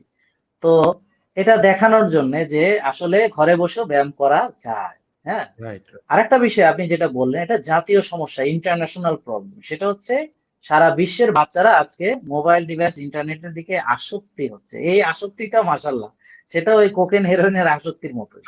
এটা এত সহজ না, আমরা বড়রাও আসক্ত, বাচ্চাদের দোষ দিয়ে লাভ নেই। তো এই যে আমি নিজেও তো কি বলবো, এই যে সারাদিন জুমে রুগী রুগী দেখলাম। হ্যাঁ, এই যে আপনি বললেন যে একটু আগে ভাইয়া আপনাকে দেখতে কেমন লাগছিল, আমি ঘুম থেকে উঠছি, মানে আমি এক ঘুম দিয়ে ফেলছি অলরেডি। হ্যাঁ, কারণ হচ্ছে আমি এই যে সারাদিন চোখের মধ্যে এই যে মোবাইল ডিভাইস, সারাদিন জুমে রুগী দেখতেছি, চোখের তো কোনো বিশ্রাম নেই। এখন লাইভে আসছি। হ্যাঁ, তো এই যে ব্যাপারটা, এখন আমার লাইভে আসা উচিত ছিল না, কিন্তু যাক এখন কিছু করার নেই, কিছু জিনিস থেকে তো বেরোতে পারি। তা আমাদের আচ্ছা। তো এটা নিয়েই চলতে হবে, কারণ এই মেসেজটার মাধ্যমে যদি হাজার হাজার লক্ষ লক্ষ মানুষের উপকার হয়, তাহলে আমার একটু ক্ষতি হলো, অসুবিধা নেই। তো আমাদের বাচ্চাদেরকে আউটডোর অ্যাক্টিভিটির দিকে নিয়ে যেতে হবে, আমাদেরকে ওদেরকে হাত ধরে নিয়ে বাইরে যেতে হবে। ওদের সাথে সকালে গিয়ে আমি দেখেছি অনেকে একটা ফুটবল নিয়ে গেছে, বাপ আর বাচ্চা খেলতেছে, দেখেন তারা কত সচেতন। শুধু বাপ রাইট। ছেলে মিলে একটা ফুটবল নিয়ে খেলতেছে। হ্যাঁ, একটা নির্দিষ্ট জায়গায় দাঁড়াইছে, ওখানে কেউ যাচ্ছে না, ওরা দুইজন লাফালাফি করতেছে। আচ্ছা, হ্যাঁ, আচ্ছা। দূরে দাঁড়িয়ে। তো এরা দেখলাম সচেতন। দেখলাম একটা বাবা তার ছেলেকে নিয়ে সাইকেল, সে ছোট একটা সাইকেল, বাবাও মাঝে মাঝে চালাচ্ছে, এতটুকু সাইকেল ছেলেও চালাচ্ছে। এটা হচ্ছে ইন্সপায়ারিং। হ্যাঁ, তো তারা, তা এরকম আমরা যদি নিজে না বের হই, ইনভলভ না করি, তো আমি নিজেও মোবাইল টিপছি, বাচ্চাও টিপবে, এটাই স্বাভাবিক। তো আমরা তো রাইট। নিজে আগে ঠিক হতে হবে। এই জন্য এই যে মোবাইল ডিভাইস গুলোতে, ইভেন আইফোনে দেখবেন যে স্ক্রিন টাইম বলে একটা অ্যাপস ওদের মানে এখন ইয়া করা আছে, ইনস্টল করাই আছে, যে আপনি হুম, কতক্ষণ স্ক্রিনে আছেন, ফেসবুক কতক্ষণ হুম, চালাচ্ছেন, ইউটিউব কতক্ষণ চালাচ্ছেন। হ্যাঁ, হুম, এবং হুম। আপনি চাইলে এটা বন্ধ করে দিতে পারেন, যে আমি দিনে 10 মিনিট 15 মিনিট বেশি পারবো না। এখন আমরা তো এই ইন্টারনেটেরই মানুষ, মানে আমরা তো আসলে ইউটিউবের মানুষ, ফেসবুকেরই মানুষ, আমরা তো আর ওভাবে পারি না। বাট আমাদের উদ্দেশ্য কল্যাণমূলক ভাই, আমি বলি আজাইরা পেশাল পাড়তে এখানে আসি না, সত্যি কথা যেটা। এবং আজাইরা ওইসব করি না। হ্যাঁ, যেটাই করি আমি, একটা ছবি দিলেও বুঝবেন সেটার ভিতরে একটা উৎসাহ দেওয়ার জন্য করেছে, হয় আমার কোনো অ্যাক্টিভিটি, বা যেমন আজকে একটা গাছের মধ্যে ছবি দিয়েছে, এটা উৎসাহ দেওয়ার জন্য, যে আসুন একটু মজা করি, ফান করি। এক্সারসাইজ মানে যে আমি দৌড়াতে গিয়ে যে ধরেন একটু গাছে চড়ে বসলাম, যে এটা একটা fun, it's run with fun, মানে এটা একটা মজা। তো এটা, এটা কোনো পানিশমেন্ট না। সো আজকেও এক্সারসাইজের সময় বলেছি, ডোন্ট পানিশ ইউরসেলফ। এক্সারসাইজ মানে পানিশমেন্ট না, এটা মজা। তো এই ফান পার্টটা যখন আমরা বাচ্চাদেরকে শেখাতে পারবো যে এটা ফান, এটা গেমস, এটা মজা, তখন গিয়ে না ওরা এটা থেকে বেরিয়ে আসবে। না হলে রাইট। এটা নিয়ে লম্বা চড়া লেকচার, কারণ ডোপামিন ব্যাপার আছে, ডোপামিন। আপনি যে এই যে এডিকশনটা আসে ডোপামিনের মাধ্যমে, যে ডোপামিন বেশি বেশি রিলিজ হয় যখন আপনি আপনার একটা গেমস খেলতেছেন, ভিডিও গেমস খেলতেছেন, তো আপনার ভিতরে প্রচুর ডোপামিন হ্রাস হয়, তখন ওই সময়টা ভালো লাগাটা তৈরি হয়। তো সেই এক্সাইটমেন্টটা যদি আপনি এটাকে রিপ্লেস না করতে পারেন, তাহলে তো হবে হুম। না। তাহলে এক্সারসাইজেও ডোপামিন আসে, তাহলে এক্সারসাইজ ইটসেলফ অ্যাডিকশন। আপনি চাইলে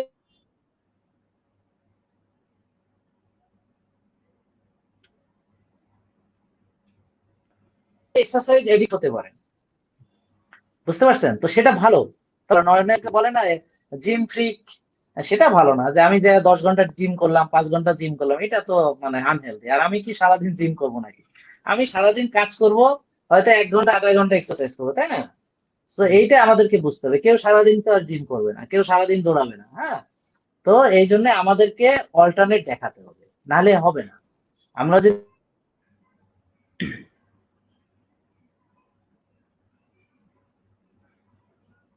ওই ফান্ডটা আউটডোর অ্যাক্টিভিটি, এগুলো আজ জাগার প্রবণতা, এই মোবাইল ডিভাইসের কারণে অনেকে রাত জাগছে, অনেকে সোশ্যাল মিডিয়াতে আজাইরে আইসে। হ্যাঁ, কেউ একটা খাবারের ছবি দিচ্ছে, কেউ একটা মানে, আপনি দেখবেন যে ওয়েস্টিং অফ টাইম। আপনার একটা কথা হুম, আমার খুব ভালো লেগেছে, আমি আপনাকে জিজ্ঞেস করেছিলাম যে আপনি ডাক্তার হলেন, ফাইনাল প্রপ দিয়েছেন, এমবিবিএস পাশ করলেন, আবার আপনি ইউটিউবে মাশাল্লাহ অনেক জনপ্রিয়তা অর্জন করছেন, তার মানে এখানে সময় দিতে হয়। তা আপনি এত সময় কোথায় পেলেন আমি জিজ্ঞেস করেছিলাম। তা আপনি বলেছেন যে স্যার আমি তো আজে বাজে আড্ডা দেই না, অযথা সময় নষ্ট করি না, আমি আমার অবসর সময় স্টাডি করি, সেটাই মানুষকে একটু জানানোর চেষ্টা করি, তাই না? এক্স্যাক্টলি এই জিনিসটাই আমাদের করতে হবে, যে আমরা সময়টাকে নষ্ট করবো না। হ্যাঁ, আমি যখন দেখেছি যেমন এই যে ইউটিউবে, ফেসবুকে, মানে মানুষ অযথা সময় নষ্ট করে একেবারে। তা আমি চেষ্টা করেছি এমন কিছু দিতে যাতে করে তারা রিয়েল টাইম লাইফে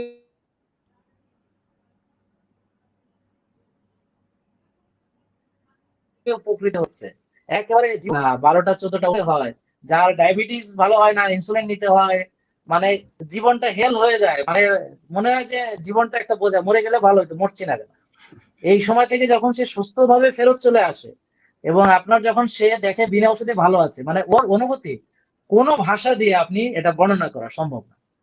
তা রাইট, আমরা রাইট, এটা দেওয়ার চেষ্টা করছি, তাহলে সোশ্যাল মিডিয়াটাকে আমরা রিপ্লেস করার চেষ্টা করছি, যে ভালোকে, মানে খারাপকে ভালো দ্বারা রিপ্লেস করে দেওয়া। এটাই আমার মনে হয় যে ইসলামেরও একই কথা, যে খারাপ রাইট। জিনিসটাকে ভালো দিয়ে পরিবর্তন করে নেওয়া। Right, right.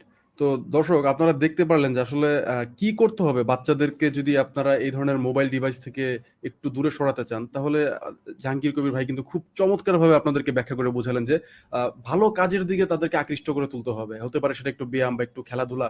তো এভাবে করলে কিন্তু আপনার বাচ্চাটাও কিন্তু আস্তে, আস্তে তার মস্তিষ্কের মানে বিকাশ একদম খুব চমৎকারভাবে হবে। এবং আমরাও কিন্তু ছোটবেলায় আমি বিশেষ করে বলি, আমি ছোটবেলায় সাঁতার কেটেছি, দৌড়াদৌড়ি করেছি, গোল্লাছুট খেলেছি, অনেক মজা করেছি। তো আজকালকার বাচ্চারা তো এগুলো মোবাইলে সারাদিন দেখি করতেছে, তো কিছুদিন পরে চশমা লাগে, এই অনেক ধরনের নানান ধরনের সমস্যা। সো এই সমস্যাগুলো থেকে কিন্তু আপনারা স্যার জাহাঙ্গীর কবির যে কথাগুলো এখন বললেন, সেই পদক্ষেপগুলো যদি আপনারা ফলো করেন, তাহলে কিন্তু ইনশাল্লাহ মুক্তি পেতে পারেন এবং আপনাদের বাচ্চার ভবিষ্যৎ কিন্তু ইনশাল্লাহ আল্লাহ চাইলে ইনশাল্লাহ সুন্দর হতে পারে। তো ভাইয়া, আমরা আপনার কাছে একটা গুরুত্বপূর্ণ প্রশ্ন করব, সেটা হচ্ছে আমাদের হাদিসে রাসূল সাল্লাল্লাহু আলাইহি ওয়াসাল্লাম, যেমন তিরমিজি শরীফে আছে, বুখারী শরীফে আছে, তো অনেকগুলো হাদিসেই আছে যে কালোজিরা হচ্ছে শাম ব্যতীত সকল রোগের জন্য উপশম। অনেকে এখানে অনুবাদটা ভুল করে, বলে যে সকল রোগের মহা ঔষধ, কিন্তু অ্যাকচুয়াল অনুবাদটা হচ্ছে সকল রোগের জন্য উপশম, মানে একটা হিলিং। তো কালোজিরাকে মানে যেভাবে এক্সপ্রেস করা হয়েছে, অর্থাৎ মৃত্যু ব্যতীত, শাম মানে মৃত্যু, তো মৃত্যু ব্যতীত সকল রোগের জন্য উপশম বলা হয়েছে। মানে রাসূল সাল্লাল্লাহু আলাইহি ওয়াসাল্লাম বুঝিয়েছেন যে এটার মধ্যে ঔষধি গুণাগুণ রয়েছে এবং খুব চমৎকার ঔষধি গুণাগুণ এটাতে আছে, বিজ্ঞানের আলোকে আমরা জানি। তো ভাই আসলে আপনি যদি বলতেন যে কালোজিরাতে আসলে কি, কি ঔষধি গুণাগুণ আছে এবং এটা আসলে কতটুকু আমাদের স্বাস্থ্যের জন্য ভালো, যদি একটু আমাদের দর্শকদের উদ্দেশ্যে বলতেন। আসলে মানে আমাদের সব ধরনের খাদ্য যেটা রিয়েল ফুড, সবগুলোরই কিছু উপকারিতা অবশ্যই আছে সবখানে। আর কালো জিরাকে আমি বলি, মনে করি আমার কাছে এটা সুপার ফুড। হ্যাঁ, এটা অনেক ধরনের আপনার উপকারিতা আছে। ইভেন এটাকে বর্তমান যে করোনা পরিস্থিতিতে ওখানে বিভিন্ন রিসার্চে ওরা দেখেছে যে এখানে ফাইবোকুইনোন আছে। হ্যাঁ, মানে এটা হচ্ছে যে এই যে আমাদের যে হাইড্রোক্সিক্লোরোকুইন যে ব্যবহার করেছিল একটা সময়, তো এটারই একটা সিমিলার কেমিক্যাল স্ট্রাকচার। হ্যাঁ, তো রাইট, এটার ভিতরে ওরা দেখেছে যে রিসার্চ করে যে এটার মানে অ্যান্টিভাইরাল প্রপার্টিজ আছে এবং এর অনেক উপকারিতা আছে। কিন্তু কথা হচ্ছে ওই যে বললাম যে হালালের সঙ্গে হারাম মিশাবেন না। মানে আমি যদি এখন কোল্ড ড্রিঙ্কস খাই, হ্যাঁ, এটার উপকারিতা আশা করি। আমি যদি এখন সিগারেট খাই, এটার উপকারিতা আশা করি। আমি যদি এখন এত বড় একটা ভুঁড়ি নিয়ে, এতগুলা অতিরিক্ত শরীরে চর্বি নিয়ে এটার উপকারিতা আশা করি। হ্যাঁ, আমি যদি সুন্নাহ, উপকারিতা তখনই হয় যখন আপনি পুরো পূর্ণাঙ্গ ভাবে সুন্নাহকে পালন করবেন। দেখেন, আমরা অনেকে বলি যে মধু স্যার আপনি নিষেধ করেছেন। আমি বললাম যে মধু আমি নিষেধ করিনি, আপনি মধু নিজের জন্য হারাম করে ফেলাইছেন। হ্যাঁ, বলে যে স্যার আপনি ভাত নিষেধ করছেন, আমি ভাত নিষেধ করিনি, আপনি ভাতকে হারাম করছেন, এত বেশি খাইছেন যে এটা আর বডিতে লোড দিচ্ছে না। তো যেহেতু শর্করা বেশি খেয়ে ফেলেছেন, কোষগুলাকে ওভারলোড করেছেন, এখন তো এটাকে খালি করতে হবে। তা কিছুদিনের জন্য বন্ধ করছি, এটা সাময়িক, এটা পূর্ণাঙ্গ ভাবে নয়। হ্যাঁ, আমরা এখন নিজেরা তো খেজুর খাচ্ছি না, খাচ্ছি তো, নিজেরা তো খাচ্ছি, এখন মেনটেনিং এ গেলে আপনিও খেতে পারবেন। তো কালো জিরা উপকারিতা পেতে হলে আরো অনেকগুলা শর্ত আছে। আপনাকে ওই যে ঘুমের কোয়ালিটি ভালো রাখতে হবে, আর্লি ঘুমাতে যেতে হবে, এটাও ইসলামের কথা যে তাড়াতাড়ি ঘুমাতে যাও, সকাল সকাল ঘুম থেকে ওঠো, ওই নিয়মটা মানতে হবে। রোজা রাখার নিয়মটা মানতে হবে, নফল নামাজ পড়বেন সঙ্গে সঙ্গে, এটাও মানতে হবে। তারপরে হেঁটে হেঁটে মসজিদে গিয়ে নামাজ পড়বেন, মানে এটা হাঁটা হলো। হ্যাঁ, আপনি যদি 5 বেলা হেঁটে হেঁটে মসজিদে যাওয়া আসা করেন, তাও তো আপনার একটা ভালো এখানে ফিজিক্যাল অ্যাক্টিভিটি চলে আসছে। হ্যাঁ, এবং একটা নিয়ম নিয়ম শৃঙ্খলা চলে আসছে। হ্যাঁ, তা আপনি ইসলামের দাওয়াত দিচ্ছেন, আপনার এত বড় একটা ভুঁড়ি, তাহলে হলো না তো, মানুষ তো ভুল মেসেজ পাচ্ছে। হ্যাঁ, তাহলে আমাদের সুন্নাহ তো সব থেকে মানতে হবে, না মানলে তো হচ্ছে না। প্রবলেমটা তো সবখানে আমাদের। তো এটা আমি কাউকে উদ্দেশ্য করে বলছি না, এটা হচ্ছে যে আমাদের একটা কথা যেটা জেনারেলি মানুষ বলে। মানুষ বলে যে স্যার, অনেকে বলে স্যার, তো ওই যে আপনারা তো ইসলামের কথা বলেন, তো এই যে দেখি যে অনেকের দেখি এত বিশাল একটা ভুঁড়ি, তো তারা কি আসলে ইসলাম বুঝে না? আসলে ভাবা ব্যাপারটা তা না, ইসলাম বুঝে না তারা, মানে আমাদের খাবারের প্যাটার্নটা হয়ে গেছে এরকম যে আমরা যেভাবে খাচ্ছি, যেভাবে চলছি। কারণ অনেক আলেমদেরকে আমি দেখলাম যে সকালে দৌড়াতে ওনার লজ্জা পায়। তা এটা কেমন হলো না? তাহলে আমাদের নবী করিম সাল্লাল্লাহু আলাইহি ওয়াসাল্লাম উনি কি ঘোড়দৌড় করেননি? উনি কি যুদ্ধে যাননি? উনি কি তরবারি নিয়ে নিজে যুদ্ধ করেননি? উনি কি সাহাবীদের মাঝে দৌড় প্রতিযোগিতা করেননি? উনি তো নিজে ওনার স্ত্রীর সঙ্গে ২ বার দৌড় প্রতিযোগিতা করেছিলেন, এটা তো হাদিস সাক্ষী। হ্যাঁ, একবার উনি হারিয়ে দিয়েছিলেন আর প্রথমবার উনি হেরে গিয়েছিলেন, তাই না? এটা আমরা জানি না? হ্যাঁ, তো মা আয়েশা রাদিয়াল্লাহু তাআলা আনহার সঙ্গে, হ্যাঁ, যখন উনি ছোট ছিলেন মা আয়েশা রাদিয়াল্লাহু তাআলা আনহা, তখন নবীজি হেরে গিয়েছিলেন। হ্যাঁ, কারণ ওনার বয়স বেশি ছিল, উনি ছোট ছিলেন। তারপর যখন ওনার দেহ ভারী হয়ে যায়, তারপর আবার দৌড় প্রতিযোগিতায় তখন আমাদের নবী করিম সাল্লাল্লাহু আলাইহি ওয়াসাল্লাম জয়লাভ করেন। তো দৌড়, তাহলে দেখেন উনি ফান করতেন। হ্যাঁ, এমন না যে, অনেকে দেখেছি যে ইসলামের মানে স্কলার, মানে মুখ দিয়ে হাসিই বেরোয় না, মানে মনে হয় যে কি একটা, মানে মনে হয় যে হ্যারে কেটা মারছে ধরছে, হ্যাঁ, হাসলে মনে হয় গুনার কাজ। অথচ আমরা জানি নবী করিম সাল্লাল্লাহু আলাইহি ওয়াসাল্লাম সবসময় মিষ্টভাষী, মিষ্টি হাসি তার মুখে সারাক্ষণ থাকে। হ্যাঁ, অনেকে দেখি হাসি সহ্য করতে পারে। হ্যাঁ, আমাকে অনেকে বলে আপনি খালি হাসেন, মানে আবার দেখছেন তো যে ডাক্তাররা আমাকে যে ক্লাউন বলছে, দেখেন না প্ল্যাটফর্মে? তো আমি নাকি ক্লাউন, হ্যাঁ, হাসি। তো এরকম আর কি, তো এই ধরনের, তো আপনাকে নিয়ে সবাই বলবে। তো এখন কালো জিরার উপকারিতাটা আপনি তখনই পাবেন যখন আপনি অন্যান্য সুস্থ খাবারগুলোর সঙ্গে খাবেন, অন্যান্য সুস্থ খাবারগুলোর সঙ্গে খাবেন। হ্যাঁ, শুধু কালো জিরা খাচ্ছেন, ওদিকে আপনি সয়াবিন তেল খাচ্ছেন, হবে না তো। Right, right. এদিকে আপনি কালো জিরা খাইতেছেন, ওদিকে আপনার ভুঁড়ি একটা এত বড়, তাহলে তো হবে না। আবার আপনি মধু দিয়ে খাচ্ছেন, অথচ আপনি নিজের ডায়াবেটিস আছে। এখন ডায়াবেটিস রোগীরা মধু খাওয়াইলে তার ডায়াবেটিস বেড়ে যাবে, তাহলে বিষ হয়ে গেল না? তাহলে কালো জিরা তার জন্য বিষ হয়ে গেল না? হ্যাঁ, তো এটার অনেক উপকারিতা আছে। সর্বরোগের একটা, এটা উপশমকারী বলা হয়েছে। উপশমকারী মানে প্রতিরোধকারী, মানে যেটা রোগ প্রতিরোধ ক্ষমতা বাড়ায়। এটা ডেফিনেটলি রোগ প্রতিরোধ ক্ষমতা বাড়ায়, কিন্তু রোগ প্রতিরোধ ক্ষমতার অন্যান্য উপকরণ, রোদ্রে যাওয়া, ভিটামিন ডি লেভেল ঠিক থাকা, বিভিন্ন মাইক্রো নিউট্রিয়েন্টস গুলা ঠিক থাকা, পটাশিয়াম ঠিক থাকা, সোডিয়াম ঠিক থাকা, ক্লোরাইড ঠিক থাকা, সকল ধরনের মাইক্রো নিউট্রিয়েন্টস এর ডেফিসিয়েন্সি না থাকা, ভিটামিন সি ঠিক না থাকা, জিঙ্ক ঠিক থাকা, হ্যাঁ, এবং প্রচুর পরিমাণে সবুজ শাকসবজি খাওয়া, সাইট্রাস ফ্রুটস খাওয়া, হ্যাঁ, তারপরে আবার রোজা রাখাও, হ্যাঁ, তাহলে আবার পরিমিত খাওয়াও, আবার ওই যে এক ভাত খাওয়া, হ্যাঁ, এই পর্যন্ত খাওয়া না, হ্যাঁ, এতটুক খাওয়া। হ্যাঁ, স্টোমাকে খাইতে খাইতে পুরো গলা পর্যন্ত বানায় ফেলাইছে স্টোমাক, মনে হয় যে স্টোমাক এখান থেকে শুরু। হ্যাঁ, স্টোমাক শুরু এখান থেকে। হ্যাঁ, তো এটা মানুষ বুঝে না। তো এই যে বিষয়টা, এই জন্য কালো জিরা যেটার উপকারিতা আছে, এটা আমাদেরকে বুঝতে হবে। এটা পেতে হলে শর্ত আছে, পুরোপুরি সুন্নাহকে মানতে হবে। ওই যে নফল নামাজ, নফল রোজা সব পড়িয়া, পরিমিত খাইয়া, হ্যাঁ, ওরকম সুঠাম দেহের অধিকারীও থাকতে হবে, তাইলে না আপনার উপকার। বিষয়টা বোঝানো গেল? তো উপকার রাইট, রাইট। শুধু বললেই হলো না, এটা সর্ব শর্তগুলো পূরণ করতে হবে। হ্যাঁ, আপনি শুধু নামাজ পড়লেন, আপনি জান্নাতে চাবি পেয়ে গেছেন, তা আপনি এদিকে আরো এমন এমন অপরাধ করেছেন যেগুলো এখন এখানে বলার মতো না, তা আপনার কি চাবি দিয়ে কি করবেন আপনি? হয়ে গেল রাইট। এরকম। ঠিক এরকম। হ্যাঁ, যে নামাজ বেহেস্তের চাবি, তা আমি তো নামাজ পড়ি আর যত আকাম কুকাম সবও করি, হ্যাঁ, তো চাবি দিয়ে কি করবেন? হ্যাঁ, হবে না। Right, right. খুব চমৎকারভাবে আসলে আপনি উপস্থাপনা করলেন যে আমাদের হাদিসে যেটা বলা হয়েছে আসলে সেটা সত্যি। তবে সেক্ষেত্রে আমাদের হাদিসের অন্যান্য যে বিষয়গুলো বলা হয়েছে, পরিমিত আহার, সেই বিষয়গুলো আমাদের এক্সাক্টলি ফলো করতে হবে। এবং দর্শকদের উদ্দেশ্যে আরেকটা কথা বলতে চাই, যেহেতু কালো জিরার এই ব্যাপারটা নিয়ে নাস্তিকরা অনেক প্রশ্ন করে থাকে। তো এইজন্য আসলে এই প্রশ্নটা আমরা এখানে করলাম আরকি। যেন আপনারাও বুঝতে পারেন যে এটা আসলে কতটা উপকারী খাবার। এবং কালো জিরাতে প্রায় ২০ টার উপরে ফার্মাকোলজিক্যাল উপাদান থাকে। আসলে যে উপাদানগুলো দ্বারা আসলে ড্রাগ বা মেডিসিন তৈরি করা হয়, বাংলায় ওষুধ তৈরি করা হয় আরকি।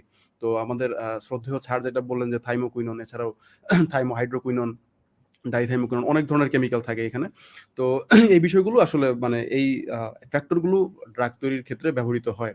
এবং এটা খুবই ভালো একটি খাবার। এবং সেই খাবারের বেনিফিট আপনারা তখনই পাবেন যখন আপনারা স্যারের যে কথাগুলো বললেন যে পরিমিত আহার বা স্যারের যে টিপসগুলো আপনাদেরকে দিয়ে থাকে সেগুলো চমৎকারভাবে ফলো করবেন, তখন কিন্তু এর একটা টোটাল বেনিফিট আপনারা কিন্তু ইনশাল্লাহ তখন পাবেন। তো এই ছিল একটা গুরুত্বপূর্ণ প্রশ্ন। আর আমরা স্যার আপনার কাছে একটা বলতে পারেন যে লাস্ট একটা গুরুত্বপূর্ণ প্রশ্ন করতে চাচ্ছি। সেটা হলো যে অনেকেরই আসলে কোমরে ব্যথা, মাজায় ব্যথা, হাতে ব্যথা, নানান ধরনের সব জায়গায় ব্যথা। তো যেটা হয়, তো অনেক সময় তারা হয়তো কোনো ডাক্তারের কাছ থেকে ব্যথার ওষুধ কিনেছে। তো দেখা গেছে যে কারো ব্যথার ওষুধ খেতে, খেতে হয়তোবা রোলাক খেতে, খেতে তার হয়তো প্রচন্ড পরিমাণে মানে গ্যাস্ট্রিকের সমস্যা হয়ে গিয়েছে। তারপরেও সে হয়তো জানে না, তো সেগুলো বুঝতেছে না, ওই দোকানে যেয়ে ওইটাই খাচ্ছে।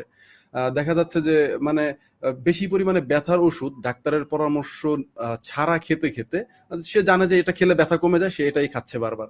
কিন্তু কতটুকু খেতে হবে বা কতটুকু খেলে তার জন্য আসলে সেটা স্বাস্থ্যের জন্য উপকারী, এই বিষয়গুলো সে না জেনেই সে নিজে, নিজেই হয়তোবা ফার্মেসি থেকে ড্রাগ কিনে আনতেছে। কিন্তু সেক্ষেত্রে হয়তো তার একজন ডাক্তারের কাছে গেলে ভালো হতো। তো এই যে মানে একদম নিয়মতান্ত্রিকহীনভাবে যে ড্রাগ খাওয়া বা এই ধরনের কি বলে ব্যথার ওষুধ খাওয়া বা বিভিন্ন ধরনের অ্যান্টিবায়োটিক খাওয়া, যেটা আসলে একটা সময় অ্যান্টিবায়োটিক রেজিস্ট্যান্স করে ফেলে। তো এই বিষয়গুলো কি আসলে আমাদের করা উচিত, নাকি আমাদের যারা দর্শক আছে তাদের যদি বলতেন যে আসলে এই বিষয়টা কিভাবে তারা মেইনটেইন করতে পারে বা ডাক্তারের কাছে যাবে কিনা? এটা খুব চমৎকার প্রশ্ন, কিন্তু এটার অনেকগুলো ডাইভারশন আছে। এক হচ্ছে, আমার ব্যথার ওষুধ যদি ডাক্তার লিখে দেয় সেটা কি ভালো হবে, মানে সেটা কি তার জন্য ভালো হবে? হ্যাঁ, সেটাও তার জন্য বিষই হবে। ডাক্তার লিখে দিলেও বিষ, নিজে খেলেও বিষ। ব্যথার ওষুধ সবসময় বিষ, এটা বলে দিলাম। সব সময়ের জন্য বিষ। এটা কোনোদিন আমি লিখে দিলেও এটা ভালো হবে না তার জন্য। হ্যাঁ, এটা একদম স্পষ্ট বলে দিচ্ছি, একদম সবার জন্য। আমি লিখে দিলেও সেটা তার জন্য পবিত্র হয়ে যাবে না। হ্যাঁ, তবে হ্যাঁ, আমি হয়তো এত লিখে দিব না, কিন্তু রোগীরা কি করে জানেন তো? তারা ওই বলে কি জানেন, এরকম রোগী আছে, কয় স্যার মরে গেলে মরে যাব, কিডনি নষ্ট হলে কিডনি চলে যাবে, লিভার নষ্ট হলে যাবে, কিন্তু এই মুহূর্তে তো আমার বাঁচতে হবে। এখন আমি তো এই মুহূর্তেই মরে শেষ হয়ে যাচ্ছি, ব্যথার ওষুধ না খেলে তো আমি এখনই শেষ। এই এই এই যুক্তি দিয়ে সে খায়। খেয়ে আচ্ছা, আচ্ছা। তারপর স্বাভাবিকভাবে কিডনি যখন নষ্ট হয় তখন হা হুতাশ করে, মৃত্যু কামনা করে, হয় না? এটা গেল একটা। আরেকটা বিষয় হচ্ছে, ব্যথার ওই যে রুট কজটা কি, ব্যথা কেন হয়েছে? ব্যথা হুম, তো এমনি হবে না। কেন ব্যথা হবে? আপনি ব্যথা বানানোর জন্য বহু বছর সাধনা করেছেন, ব্যথা এমনি হয়নি। বাজে খাবার খাইছেন, ব্যায়াম করেন নাই, মানে জং ফেলায় ফেলাইছেন শরীরে, জাঙ্কার পড়ে গেছে শরীরের ভিতরে, মরিচা পড়ে গেছে জয়েন্টে জয়েন্টে, হ্যাঁ, যেটাকে আপনি বলতেছেন আমার আর্থ্রাইটিস হয়েছে, অস্টিওপোরোসিস হয়েছে। আসলে ঘোড়ার ডিম হয়েছে, কিছুই হয় না। আসলে আপনি এটাকে নষ্ট করছেন। আপনি ব্যায়াম করেন নাই, আপনি হাড় ক্ষয়ের জন্য আপনি দায়ী। হ্যাঁ, আপনি যেহেতু অ্যাক্টিভ ছিলেন না, জয়েন্টকে কাজে লাগান না, তো জয়েন্টের কাজ কি? আপনি এটা ধারালো ছুরি, ধারালো কেচি বাইরে রেখে দিলে কি হবে? জং পড়ে যাবে না? মরিচা পড়ে যাবে না সেটাকে ব্যবহার না করলে? বডি, বডিকে আল্লাহ দিয়েছে টু ইউজ। হ্যাঁ, আপনি যদি এটাকে ব্যবহার না করেন, ইউ উইল লুজ। আপনি এটাকে ব্যবহার, use it or lose it, this is the theory. হয় ব্যবহার করেন, নাহলে শেষ, এটা নষ্ট হয়ে যাবে।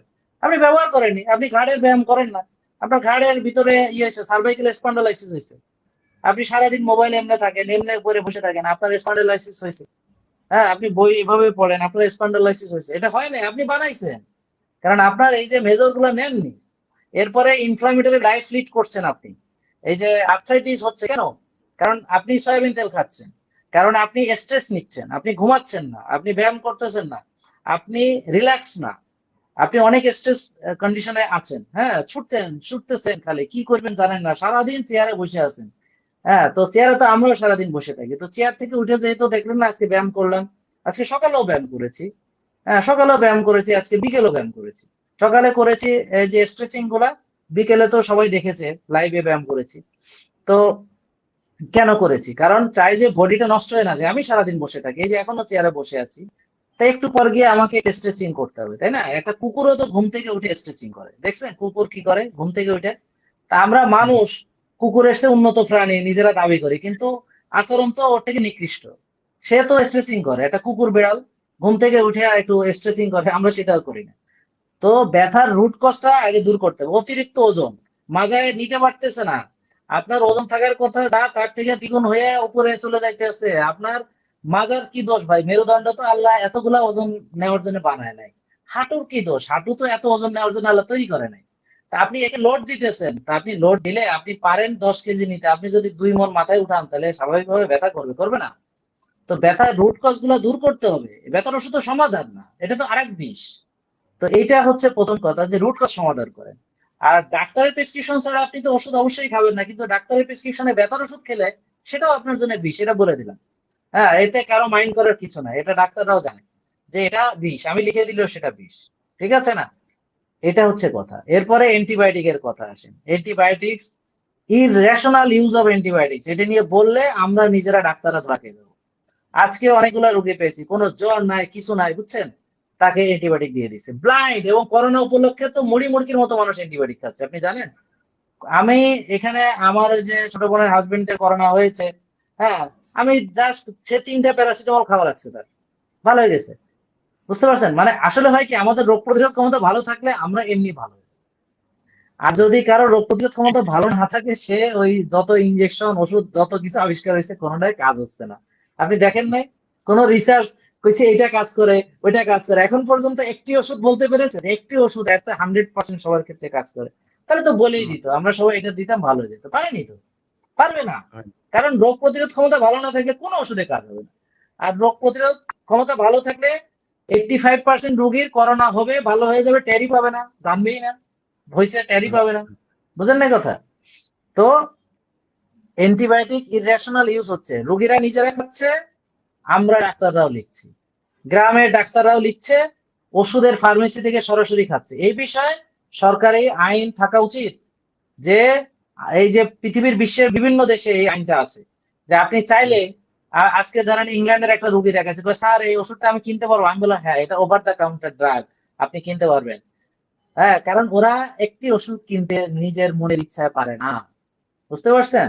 পারে না, সম্ভব না। কিন্তু বাংলাদেশে সবই সম্ভব। এটা তো আপনি আমি মুখে বললে লাভ হবে না। হ্যাঁ, এই জাতিকে দরকার হচ্ছে বাইন্ডিংস। হ্যাঁ, দেখেন না, লকডাউন দিছে, কেউ মানছে? মানে নাই তো। পুলিশে যখন এসে ভালো মতো দিছে প্যাদানি, তারপরে একটু একটু মানিছে, তাও মানে নাই।